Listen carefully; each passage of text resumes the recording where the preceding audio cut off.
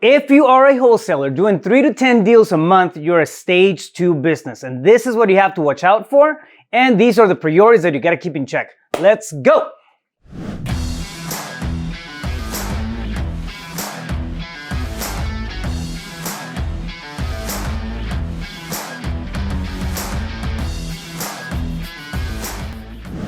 What's up, Rafael, back on the Wholesaling Business Blueprint series.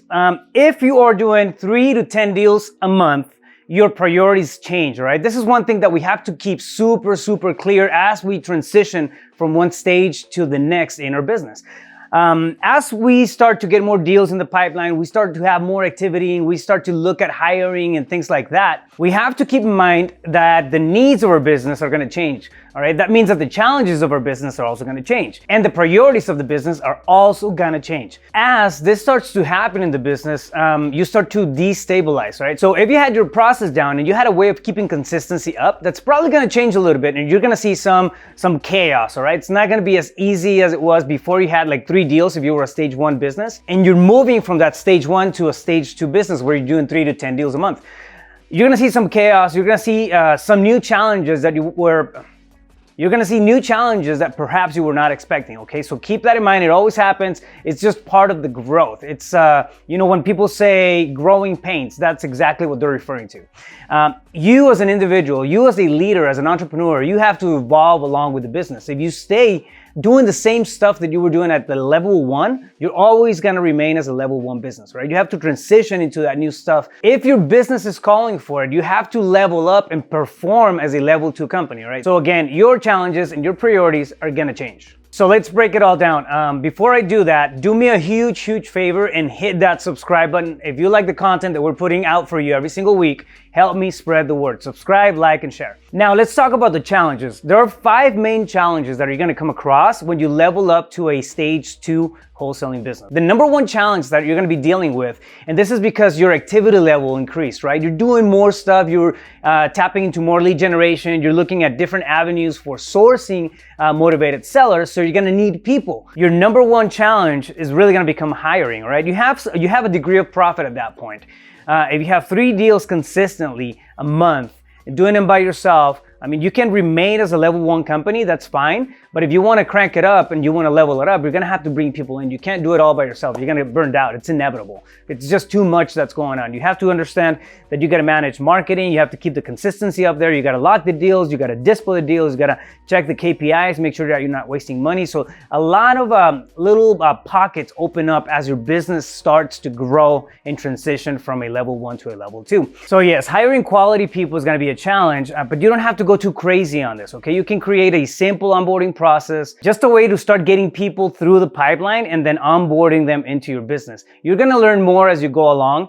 And there are, training programs and training protocols, and there's always, stuff out there you can buy and kind of, take it out of the box, but your operation is going to be different. Every single business out there, it doesn't matter if you're in the same industry, every single business out there is just a little different than the next, all right? So your hiring process, your training process, and your onboarding process is going to be a little different than the rest of the businesses out there. So keep that in mind. You don't have to go too complicated. You're probably going to build it as you go along with it, but just have a basic way of interviewing people, finding out their strengths, and then clarify the job roles and responsibilities that they're going to be taking on, so they have, clear set expectations, right? So hiring is going to be the number 1 challenge. Challenge number 2 is going to be increasing sales, all right? You don't have to throw more money out into marketing. It doesn't mean that you have to spend more to increase sales.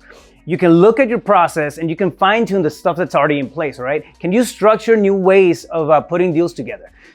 Can you maybe refine your closing strategy and then increase the spreads? There are strategies that you can implement when you're negotiating deals to increase the spreads on both the seller side and then the buyer side, right? So increasing sales is going to be another challenge that you're going to be coming across, and increasing that number of deals that you're locking on a monthly basis. So more deals, bigger profits. That's going to be another challenge for you. Number 3, cash flow and consistency.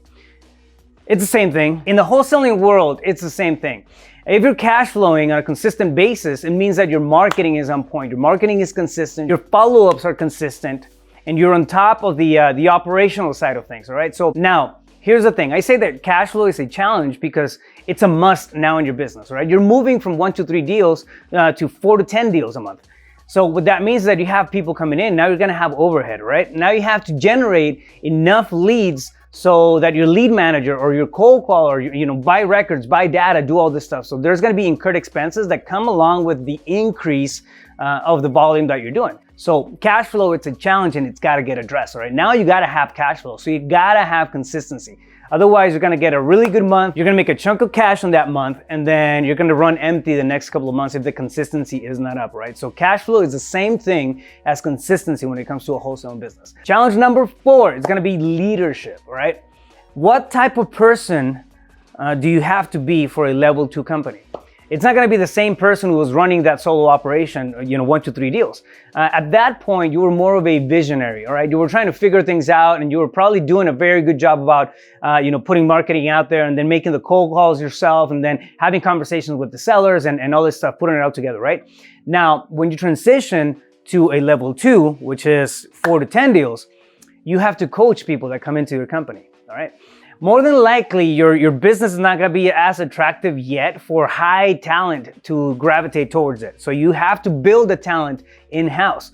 What does that mean? It means that you go from being a visionary to really focusing your leadership style into being a coach, right? Now you're gonna teach the people in your business. You're gonna show them what you do in terms of negotiation. You have to support them with the marketing, and you have to be that you're still executing a lot of the stuff. You might be even doing acquisitions still. But now running the business also calls for you to support your team as you're building up the team. So going from this solo operation to a business where you have multiple people in it means that you also have to grow your skills, right? And start coaching these people as you go. So that's another challenge that you're gonna have to come across as you transition from a level 1 to a level 2 business. Challenge number 5 is gonna be limited capital, right? We are in the transitionary period. So we're growing from level 1 to a level 2 means that we're looking at doing more deals with the same amount of resources that we have, okay?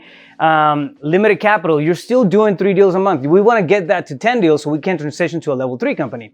So 4 deals, 5 deals, 6 deals, that means that there's more expenses, there's more overhead as things start to trickle in, right? Right now, the focus is really gonna be not necessarily on blowing the marketing budget out of proportion and then just putting all that money that's coming into the company out there, but fine-tuning your process, okay? Again, going back and refining the closing skills, getting more creative when it comes to finding solutions for sellers, and increasing the capital and the profit that's coming into your business, right? So those are the 5 main challenges that you're gonna come across as you go into the level 2 stage of your wholesaling business.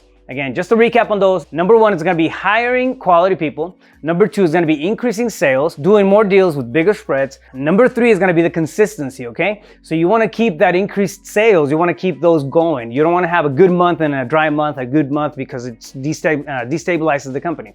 So consistency is gonna be huge, and consistency goes hand in hand with profits. Number 4 is gonna be leadership, and number 5 is gonna be the bottom line, right? So the total capital that you're working with inside your business.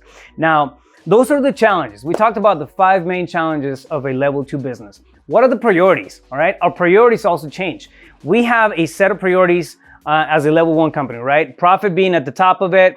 We don't really worry too much about the people yet because we don't understand the process. So process is a second priority on a level 1 company, and then we worry about the people. On a level 2 company, the process and the people switch spaces, all right? So now your top priority, number 1 priority is still gonna be profits. We're still looking at profits.